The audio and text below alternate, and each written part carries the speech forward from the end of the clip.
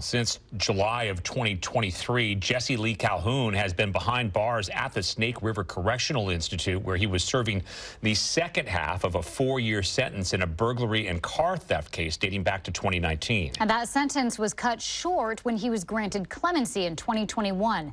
Investigative reporter Ezra Kaplan explains how that happened.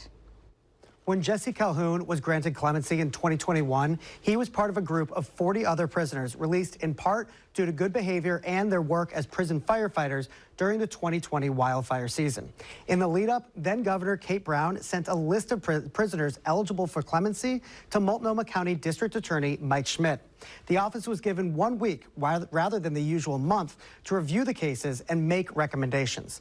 Included in that list was Calhoun, and the district attorney said at the time that he, quote, did not take a position on his release. But then in July of 2023, Calhoun became a person of interest in the deaths of the 3 women.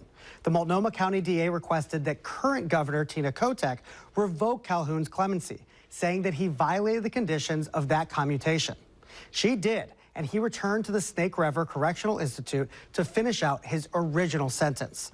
When asked to comment on her commutation of Calhoun, former Governor Brown said last July, "I am absolutely horrified for the victims, their families, and all those who have experienced these losses." Shortly after that, Representatives Lori Chavez de Remer and Cliff Bentz sent a letter to Governor Kotek urging her to review all the prisoner commutations granted under Brown, saying, understandably, this situation has left many Oregonians deeply concerned about the hundreds of clemencies granted by Governor Brown. We urge you to review every single conditional commutation granted by Governor Brown to ensure no one is a victim of the former governor's reckless leniency.